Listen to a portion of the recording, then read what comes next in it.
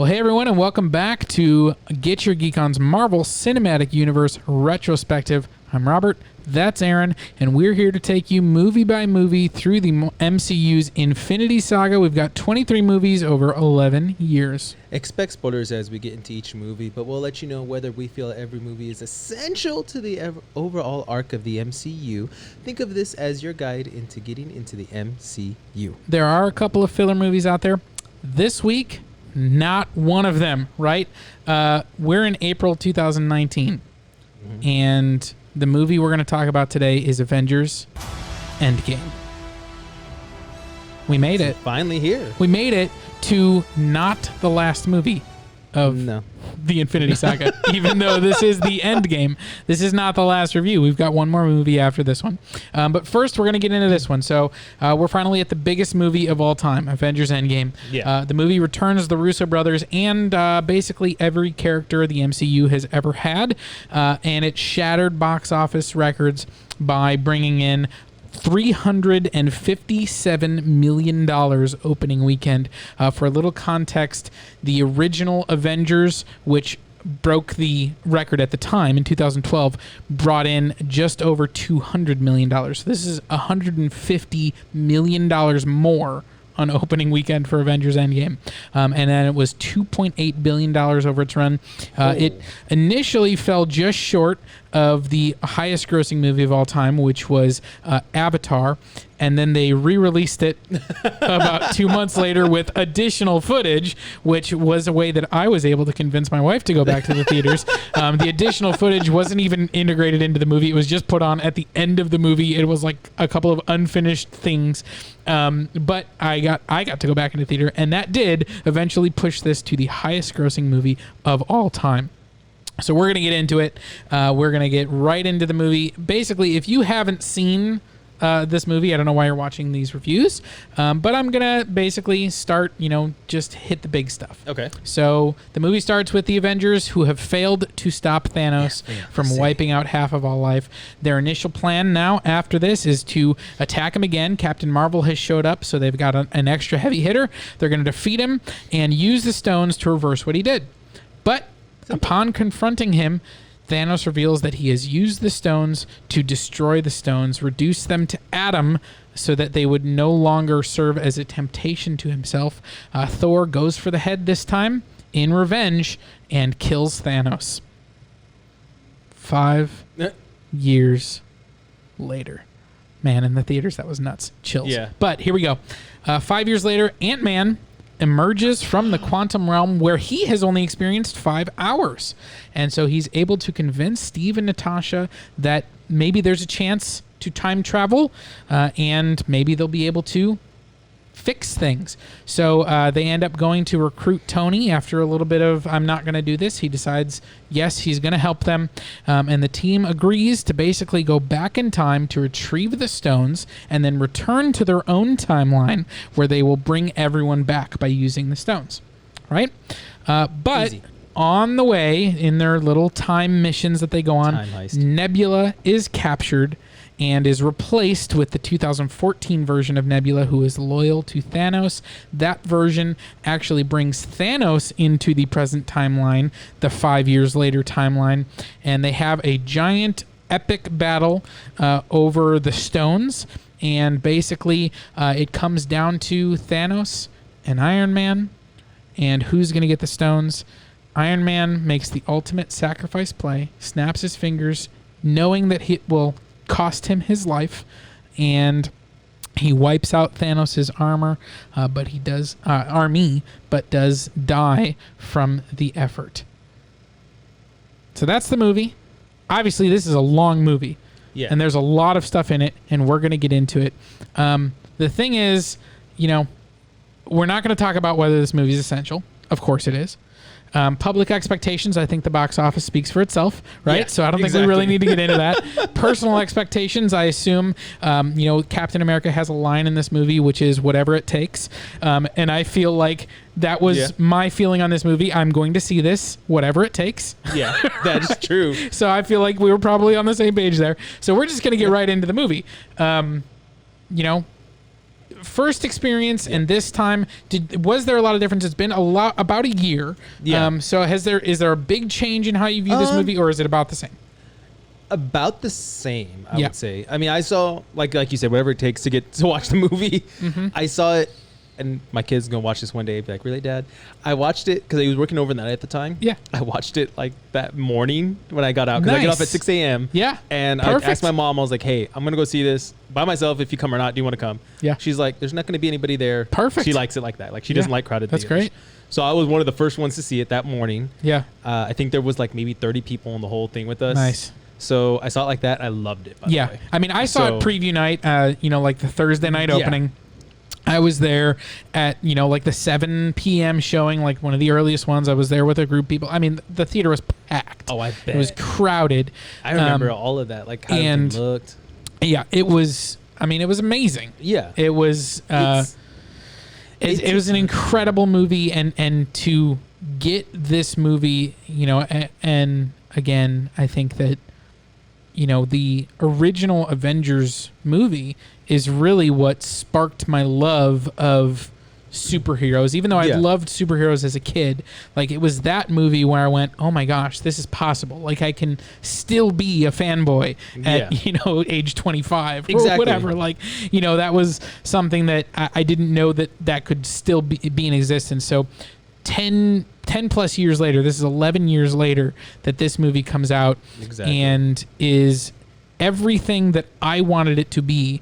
And especially for the MCU nerds like we are, like this movie is a love letter to us. It is. There are so many little, Easter eggs or scenes. I mean, the one scene that really stands out is like the elevator scene where Captain America gets in an elevator with all of the members of Hydra, and it's a replay of a similar scene in the Winter Soldier. Obviously, the elevator in that one was at the Triskelion. It was a different time because that was during Winter Soldier events. But it's this scene where he gets in an elevator with members of Hydra, and basically everyone knows that a fight is about to break out. And in the original scene, of course, he ends up having to fight them all and escape from the building, and basically he's on the run. And in this one, it's almost like, I remember seeing the meme that was like, when you've played a video game before, and so how to defeat the level, and it's just like you have Captain America, instead of getting into a big fight, he's just Hail Hydra, because he knows that this is how I'm going to be able to get it without any problem. Like, and there's so many little moments like that where someone that, maybe has seen all the movies once might not pick up on that's a callback to Winter Soldier. Right. But like for someone like me, that's, a complete MCU nerd that's seen all these movies a bunch of times, that movie just felt like they were like, we see you, we got you, we know what you're doing. And so there's so many of those moments that I noticed the first time around and continue to notice as we go through this movie, that it just feels like a validation of all that time spent. It's like they made this movie for me. Oh yeah. And it's true. Like that first watch, in the theaters, I loved it. Yeah. And this one, there was a few little things I picked up on that I didn't pick up that first, I watched it like 2-3 times in theaters. But now that, been, like you said, about a year, there's been little things I picked up on. I was like, okay. But still, I love the movie. I still love the movie with everything, all the flaws, everything. It's amazing. And I think, and I remember thinking this at the time, and it still stands out. Right. And this is a little nugget that you may not even be aware of. Okay. So this movie actually is the only and first movie to date to actually reference one of the TV shows. Did you catch it? I'm trying to think. So it references the Agent Carter show? It references Agent Carter because the actor who plays Jarvis in Agent Carter, James Darcy, is Jarvis in this movie to 1970, Howard Stark. It's that same actor, and it's like that's one of those tiny little details that matters to no one except those people that loved Agent Carter, which I did. Like, I thought that was a really good show. And it's like one of those things where it's like, I remember seeing it in theater and being like, oh my gosh, like, I can't believe they put that in here. Because they didn't have to. No. And it's just like, it's so fun. It really is. There's a lot of little Easter eggs in it. And like, the whole scene at the end where the battle, there's actually Howard the Duck's in there somewhere. If you look for him, it's like he is in there, and supposedly Nova is in that shot. Correct. I've never seen him. Richard Rider. Yes, I have never seen him either. I've never paused it or gotten to that, but apparently someone said, if you look right here, he's in it. It's like, okay. So I mean, that's cool, which means he's out there. So maybe we'll see him eventually. Come on, Richard. So in terms of actually getting into this movie, obviously there's a lot of little history things. They go back to different movies. They go back to the Avengers, the Battle of New York. They go back to Thor: The Dark World, and we get some scenes on Asgard. We go back to the beginning of Guardians of the Galaxy, and so we get some time there. So we get different movies that we're kind of referencing and going back in time to, and then we also get some times that maybe we didn't have any. Like when they go back to 1970, New Jersey. That's not a reference that's not from any movie. That's now a new time that we're stamping. But they do kind of play some old hits, and I think it's really clever the way that they do it, especially the one that's both the Guardians of the Galaxy and the Avengers New York one. I think when they initially show back up in New York, they see 2012 Hulk like smashing things and raging out. You have the other now Smart Hulk, which by the way. Smart Hulk exists, he does. Which that was revealed in this movie, and he's kind of like, oh my gosh, I can't believe this, and then he has to like pretend to be angry. He's like flipping the motorcycle, like the only thing he flips. Yeah, like, of course that's really funny, and then of course the Guardians of the Galaxy where you have Star-Lord and it pulls him out of the music playing with everyone else because it's just over his headphones. Yeah. And he's singing along to it, whatever. And then you really hear him? Oh, it's so good. Like it's very funny. I loved it. I love how he just gets hit though out of like nowhere. He's just they just knock him out. Yeah. Poor Very Star-Lord. good. Poor Star-Lord. So yeah, I think the way that this movie plays on the history of the MCU, I think is incredibly smart. And also, if you're not a huge fanboy, I think it still works. Like I think maybe you saw Thor: The Dark World once. And you're going like, I don't really remember much from that movie. You don't have to. No. Like they explain what's going on. They explain, okay, how do we get the ether and what are we going to do? And actually, we'll transition there, or we'll talk about it in a minute, or we can talk about it now.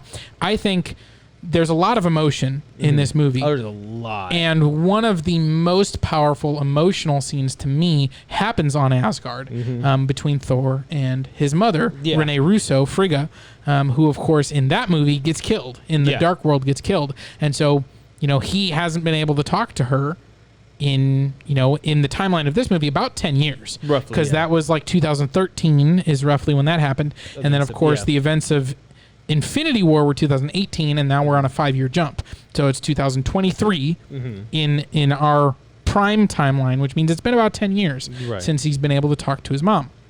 And he has a very powerful conversation with her, one that I think is really cool, where she she gives him life lesson because he's depressed. Yeah. Thor feels like he absolutely feels like a failure, and to a certain extent you understand, because Thanos kind of taunts him at the end of Infinity War, like, you should have gone for the head. Like if you'd gone for the head, or even the arm, if you'd chopped off his arm, like he wouldn't have been able to snap his fingers. Yep. But you didn't, and he did, and so Thor is feeling that guilt hard, and he feels like a failure as a king. He feels like a failure as an Avenger, as a friend, all of those things. And his mom has that great line where she says, everybody fails at who they're supposed to be. Exactly. We just have to be the person that we are. And I think that's really powerful. It's a really cool moment. I liked, he's trying to play throughout the whole movie that he's okay. Which is, let's face it, that's what everybody tries to do. I'm okay. Yeah. And he's clearly not. He's clearly not. And even Rocket tries hard, but let's face it, like we've said before in the Infinity one, he's not the leader really, but he's trying. Yeah. He tries to slap him like, come on, and Thor disappears. Yeah. Mm-hmm. I think I like that whole part where he's trying to play it off so hard that I'm not from the future. I'm not. She's like, I was raised by witches. Yeah. I know. I am totally from the future. Yeah, he's totally from the future.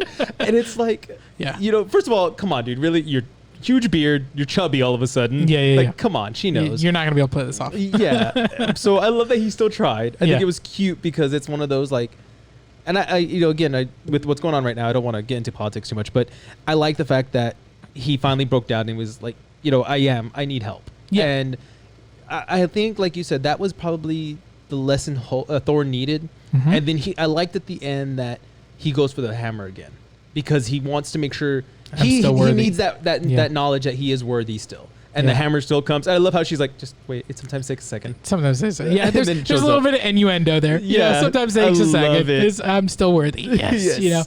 Eat a salad. Yeah. Go get a salad. Or what did she say? You know what? Actually, that button I don't really like. You don't like it? I don't really like the fat jokes because it's kind of fat shaming, and I'm not a big fan of that because obviously he's in a very depressed state. Yeah. And I think that was actually, it was almost like they didn't want to get too serious with the fact that he's super depressed. Yeah. And so it was like, oh, we got to make the fat joke. We got to make the cheese whiz joke. We got to we have to throw those. We have to throw those in there so that you remember that this is funny and not serious. Yeah. But I think that we could have dealt with it being serious. I could give you that. And again, it leads to something else going on in the world right now that I don't want to get into. But like the cheese one, that was a miss for me. Yeah. I was like, no, that's kind of a miss. Yeah. So. There are some jokes in this movie that I think are really great. Yeah. Like the jokes where they're talking about time travel and you have Back to the Future was wrong. Well, like I love the moment where they're first pitching it to Tony Stark and he's like, okay, we just got to play by the time travel rules. Don't interact with your past self. Don't do any gambling. And he's like, I'm gonna stop you right there. Like, we're not doing this. He talks about Back to the Future. He's like, and then even you've got Rhodey going, can't we just go back and find baby Thanos? And they're like, that's not how it works. But that's the funny thing. I would have thought the same thing as Rhodey. Like, just kill baby Thanos. Yeah, it is. And I love Hulk. He's like, first of all, that's awful. but it's very like I think those jokes work really well. I think a lot of the humor in this actually does work pretty well because there are definitely they are trying to keep it light. Yeah. While they're also dealing with the very real circumstances. Obviously we're talking about emotions, and so I want to continue on that thread. I want to talk more about emotions. So I think obviously there's a whole range of emotions going on in especially the end battle sequence. Of course you get the moment where Cap is worthy and calls the hammer to himself, and I remember in theaters just being like, yes, and then he kicks Thanos' butt for like 20 seconds. Oh yeah, before Thanos completely overpowers himself. Yeah, which is fine. We've seen Thanos is obviously, and this is like a more brutal and war prophet. Not profiteering, but like he's a warmongering version who doesn't. This version has never had or wielded the Infinity Stones. This is pre him capturing the Infinity Stones. So he's been, going planet by planet, destroying, half the population. Yeah. And so he's very ripe for war and battle and all those things. And so I remember like cheering as Cap, kicked his butt. And then of course the moment when, on your left, like that's. And we get that callback, and Falcon, and everybody comes back through the portals. Like that's really powerful and emotional. And then of course, Tony's death and sacrifice, and the aftermath of Tony's sacrifice is actually there's a small moment, and I want to get there in just a second, but I'm going to let you go first. That was my most emotional moment in the entire movie. It still is. It was then, and it still is. But I want to get to. I want you to go. Like, what hit the hardest for you? So there's two that hit hard for me. Yeah. And I'm going to go backwards. So the first one was Spider-Man reacting to Tony's death. Yeah. That hit hard. Yeah. Because going back to the beginning of that movie, I lost the kid. And you saw how torn Tony was. Yeah. And the picture with him and Tony are what made Tony finally say, you know what? I'm going to do this I'm doing this for Peter. He wouldn't do, like, let's face it, he didn't do this for anybody else but to get Peter back. Yeah. I mean, he deep down he might want to save everybody. Yeah. But in reality, he wanted to save Peter. Yeah. So he feels responsible. He feels that guilt. And that's always been a powerful drive for Iron Man. Exactly. Is feeling guilt. I mean, that was honestly, that's what prompted him to become Iron Man in the first place. So I think watching this whole movie again and seeing all the little dots and realizing, Because at first I was like, oh yeah, Tony wants to save everybody, and I'm like, no, he just wanted to save Peter. Right. He didn't. Everyone else was a plus for him. Sure. It was the kids back when they first see each other, they hug. So when Peter's like, we did it, Tony. You know, you can't you can't go. He couldn't let the only other father figure that Peter has go, because Uncle Ben, which they don't talk about in the series, but Uncle Ben is, we assume still is the father figure who's died, and now Tony's died. Yep. But I think for me, the next hardest one was Tony talking to his dad.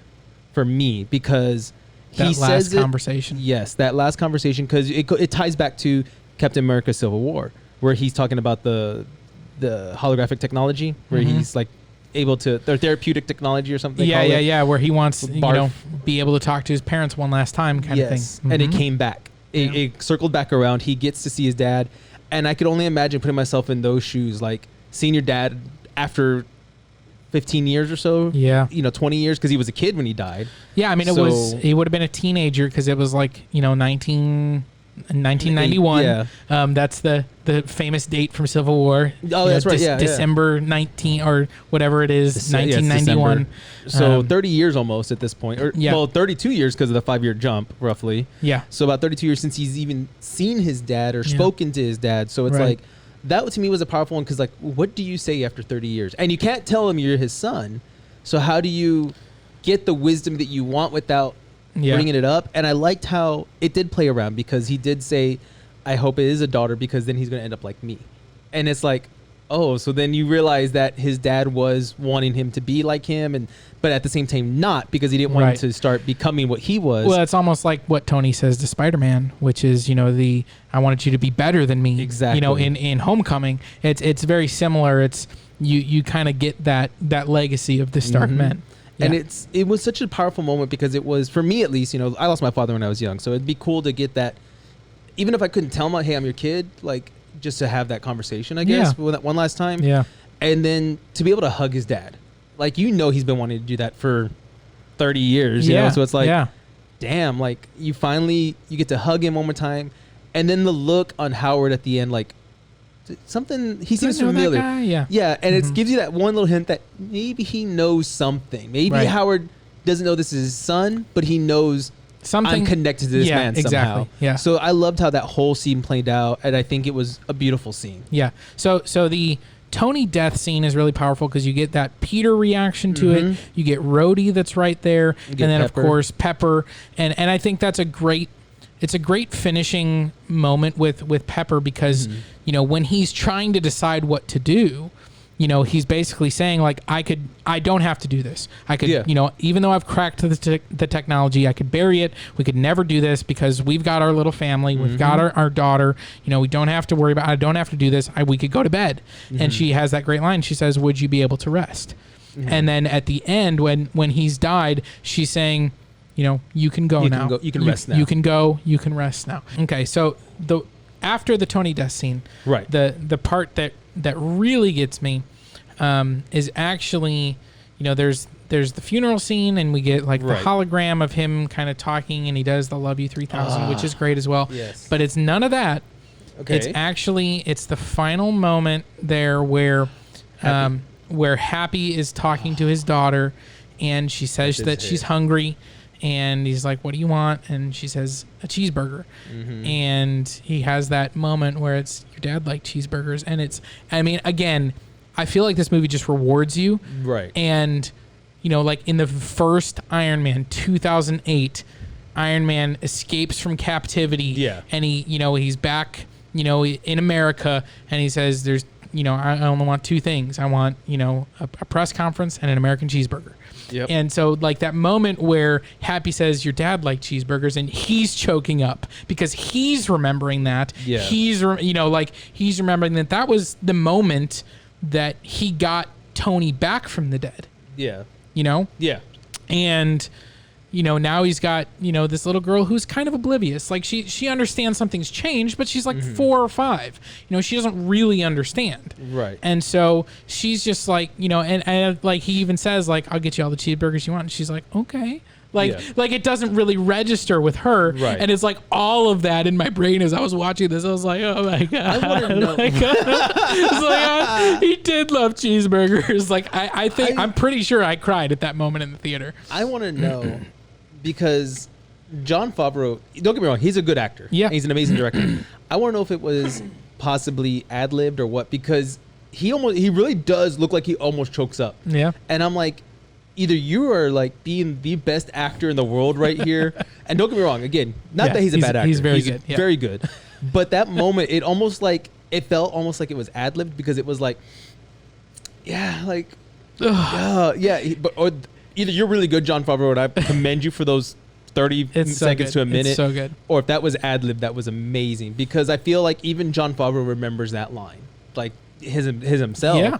Like, Well, I he remember directed doing that movie. Yeah. You know, I mean, and was also in it, obviously. Yeah. So I'm just kind of like, I don't know. It just felt a little off, but at the same time, it felt like, I don't know, felt right. But I love that scene. Yeah, it's. I mean, like, there are so many moments in this movie where, you know, like I'm having the emotions, and I mean, I still am. Yeah. That, you know, I think, you know, that moment, for whatever reason, it just hits me hard every time. It makes me me tear up. The first time I definitely cried. And then, you know, of course we get, you know, again, like the action scenes in this movie, you know, you get Cap v Cap. That's a lot of fun. You get, you know, obviously the battle scenes, you know, at the end is gigantic.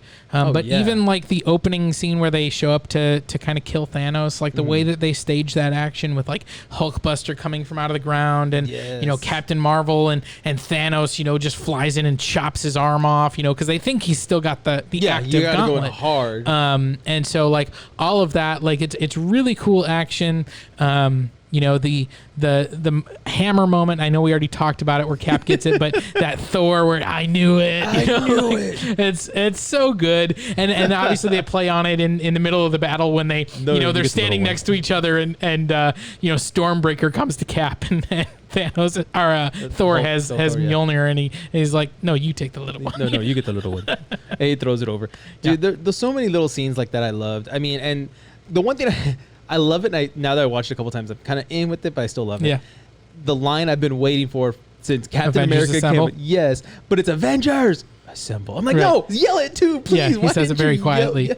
The guy in the back, what do you say? I can't hear him. Yeah, well, I mean, presumably they all kind of have earpieces or whatever, exactly, you know what I mean? but it's still. But yeah, I do love, like, and I love the moment right before that. You know, we had kind of already talked about it just very briefly, but the portals moment where, you know, Thanos has just fought Cap, Iron Man, and Thor, and like he's knocked out, you know, Iron Man and Thor. Yeah, and Cap is, you know, has just had his shield like ripped in half. Oh gosh. And you know, and he's like That got a gash on broken, his and he's got a arm, broken yeah. arm. It kind of looks like, and he just tightens the strap, and it's a Cap moment. It's a Cap moment where he's just like, you know, I'm gonna stand here, and I'll probably die, but this is my last stand. And he knows he's going to die because it's an army. Love that moment where Cap kind of just, and he looks at him, and he's, and you know, and you can tell he's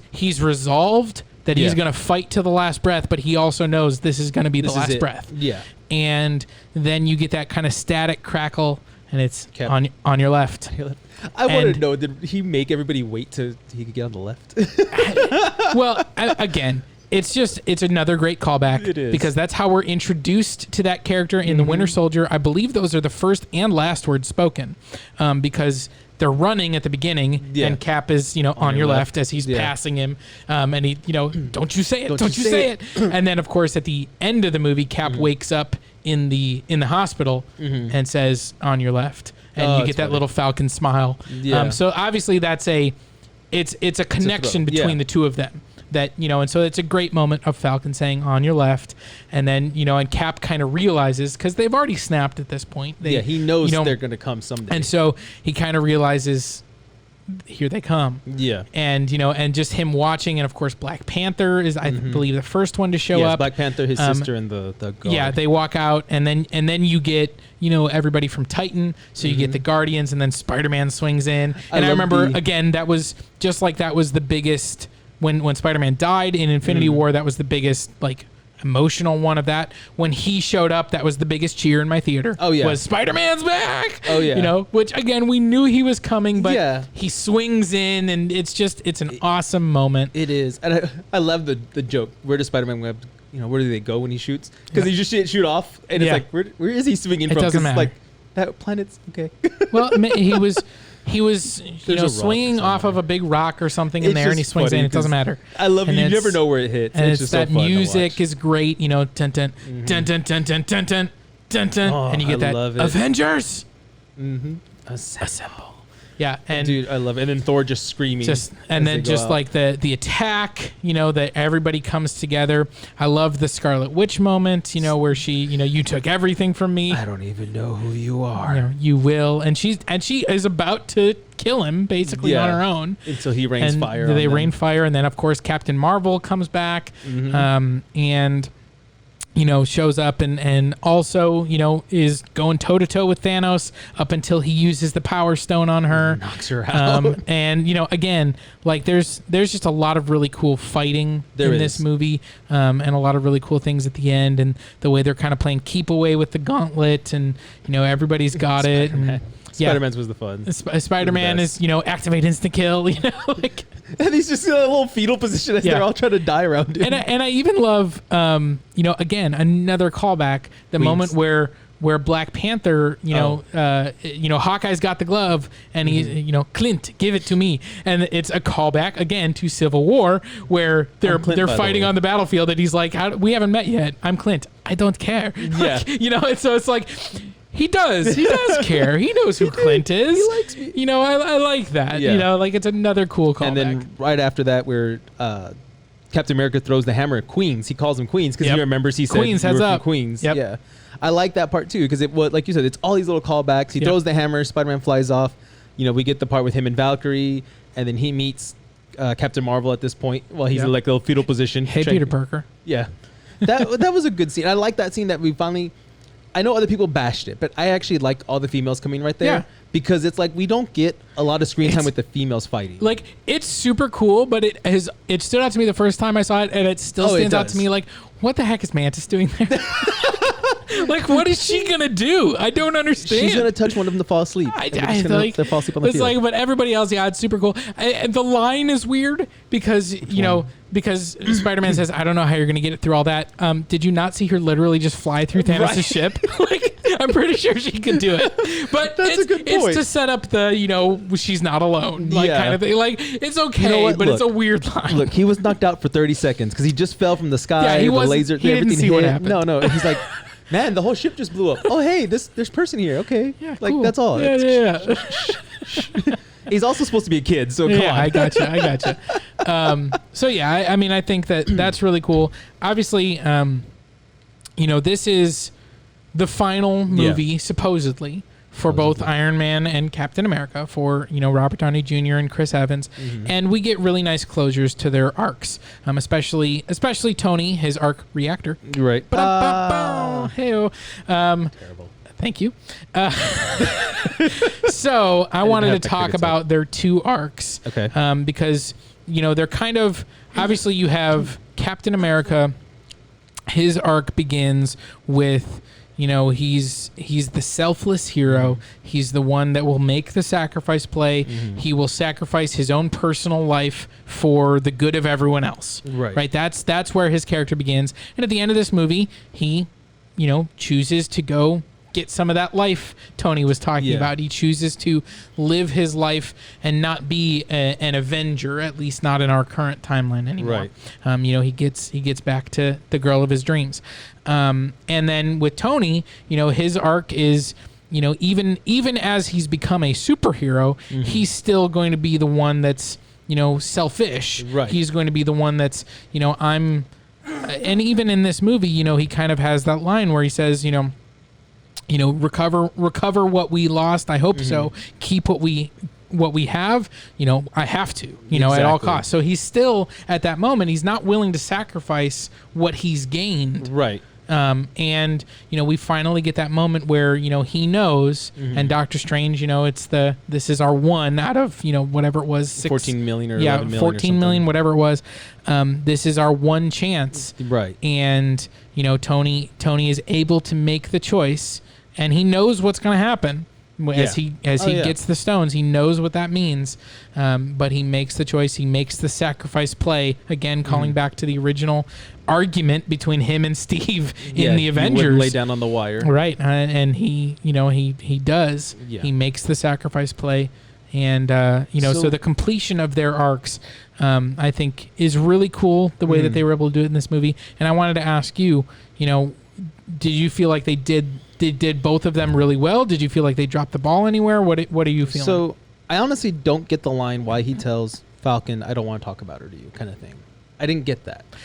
Did you first? So to me, that's kind of just a playful, and actually, it's really interesting because we talked about it. I think when we talked about Captain America: The First Avenger, that character reminds me of my grandfather. Very, very much so, and the end look of him as an old man Cap looks so much like my grandfather. I mean, with like the white full head of hair. My grandfather always had that full head of hair, and just kind of that wry sense of humor where it's just like, no, I don't think I want to. So he's just messing with them. I don't think I want to talk about that. Okay. I think to me that was just kind of that's I'm gonna keep that for myself. Okay. Like I'm not gonna share that with you. That's I got to live my life with the woman that I love.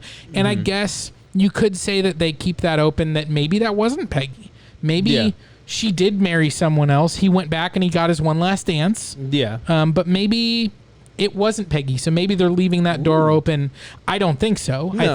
I think the movie is clearly stating he Peggy. ended up with Peggy. But I think overall, I think they hit everything right on the head, essentially, because it all came back around, like you said. Yeah. Everything with Tony came back around. Everything with Cap came back around.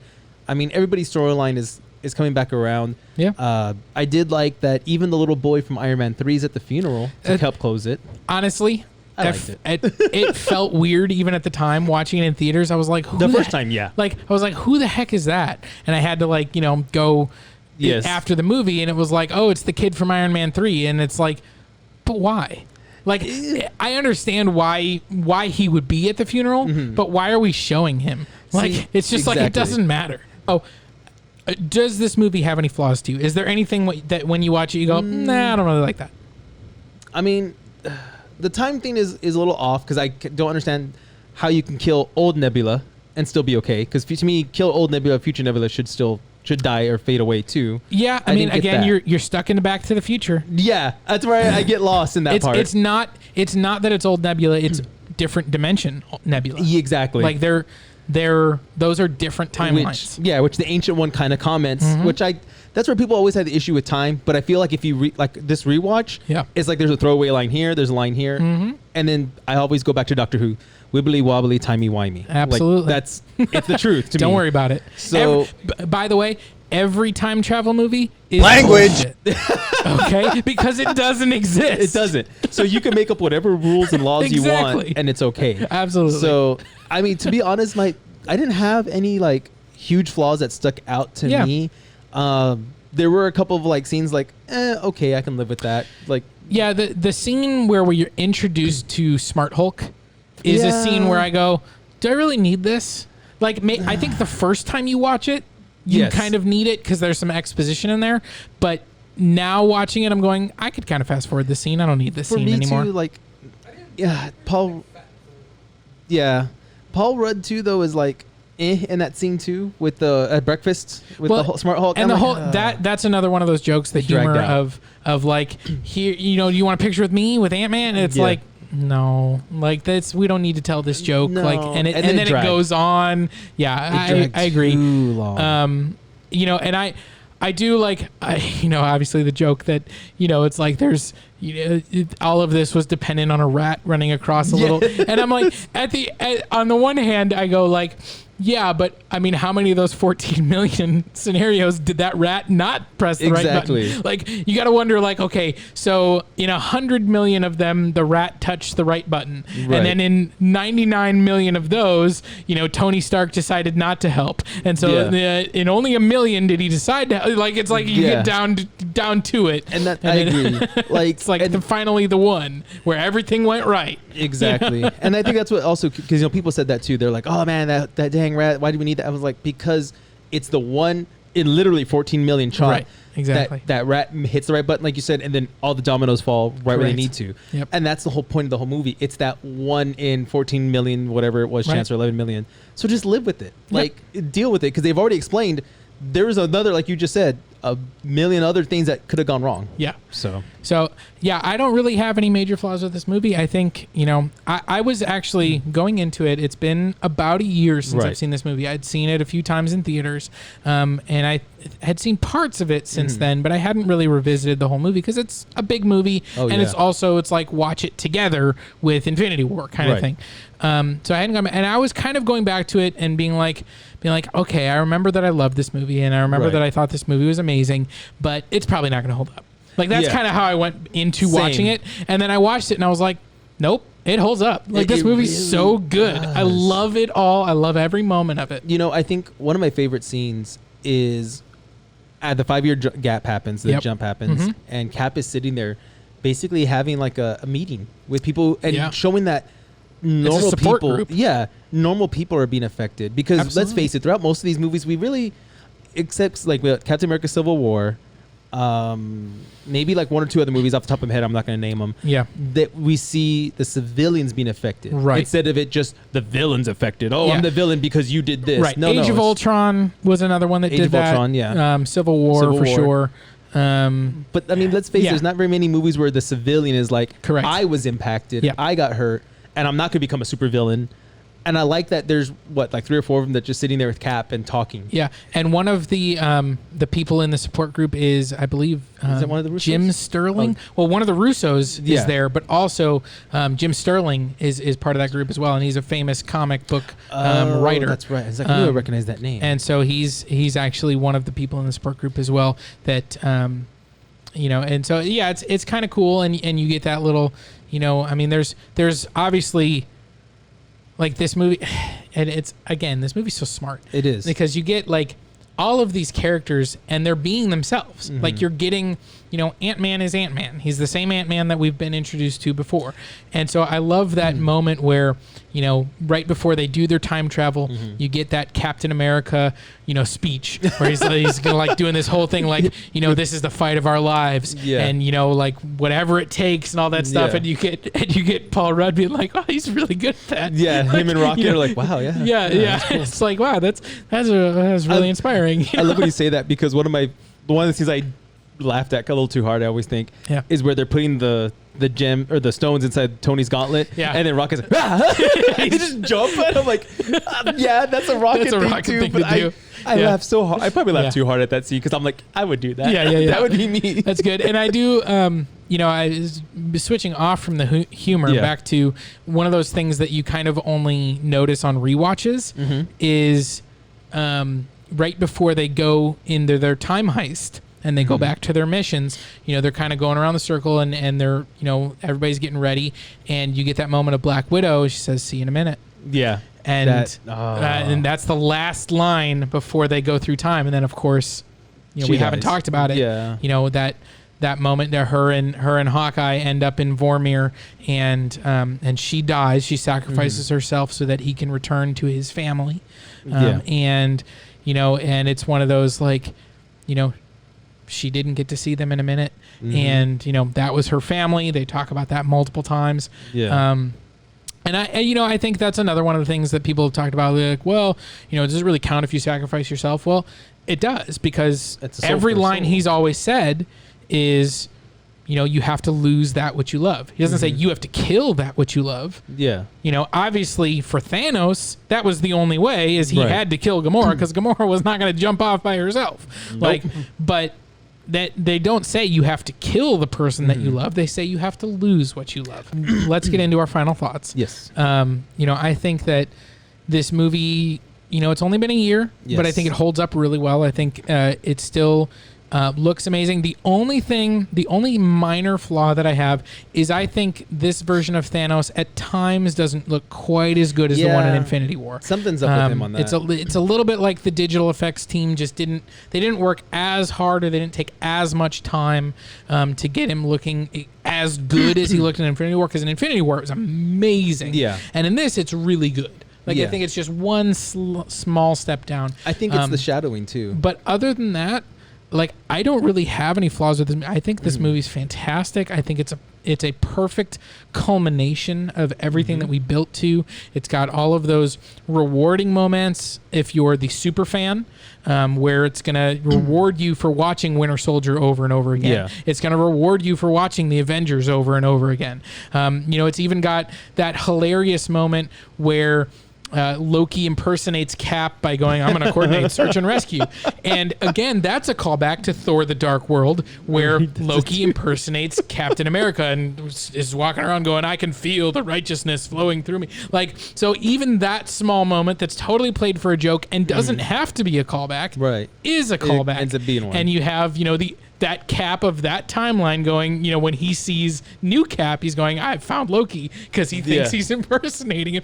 All of those things, it's so good. I love when he tells himself, "I can do this all day." I know. He gets up because he knows how cheesy it is. It's another great callback. Yeah. I'm just gonna ask you real quick. Yeah. The America's ass joke. Oh my for God, it or against it? I was for it. Me too. Because no offense I think everybody's like this. You can't check your own ass out. So the fact that he gets to look at himself, he's like, "Yeah, you know what? Yeah, I do have a good ass." And that was the last thing Chris Evans filmed as Captain America. Really? Was him having to say that is America's ass. And I'm like, because that was kind of a late addition to the script. Yeah. And I'm like, that's pretty fantastic. I believe it. So anyways, my final thoughts, again, I think this movie is near perfect. I think it's fantastic. I think narratively, I love it. I think emotionally it works really well. It still holds up, watching it over and over again. And again, I think it's rewarding if you've seen all of them. If you haven't, if you have been picking and choosing, you've been following along, and when we've been telling you it's essential, you've been watching those ones, but if we tell you it's not essential, you haven't been, and you've only been watching those essential movies, I think it still works. It does. I think if you only watch the Avengers movies, I think it still works. Yeah. Maybe not as powerfully, maybe you miss those small little moments, but I think this movie is just... It's a really, really solid movie. It's incredible that they were able to pull this off. An 11-year arc, and I think it's a near perfect movie. My score is 9.8 out of 10. Near perfect. High. Yeah, near perfect. Go for it. I'm actually going to come up just a little under, because that's just me. It's okay. You can be wrong. I'm always right. So again, I really think you're right. Thanos was a little off, but I do want to say this real quick on the graphics. What's his name that plays Hank Pym? Michael Douglas.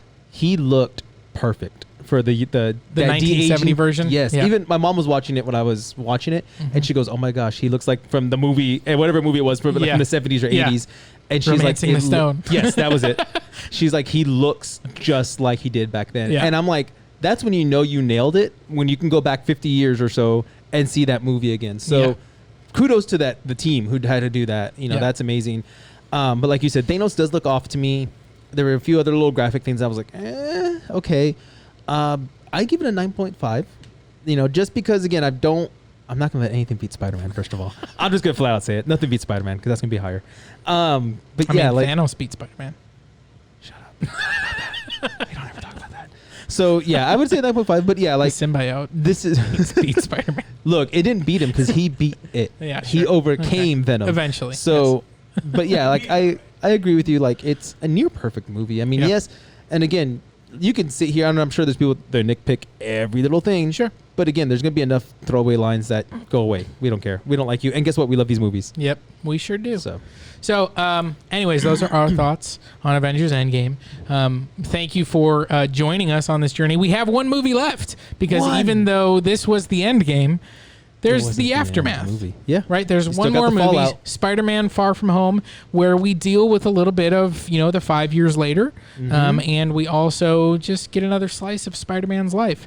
So join us for that review for Get Your Geek On. I'm Robert. That's Aaron. Thank you again for joining us. Drop your comments down below whether or not this is that perfect movie. Maybe you say 10 out of 10. You were both low. Or maybe you say it sucks. It was a 3 out of 10. You're both wrong. Ooh. Maybe let us know in the comments. Like, comment, subscribe. We want to hear from you. And remember, stay geeky.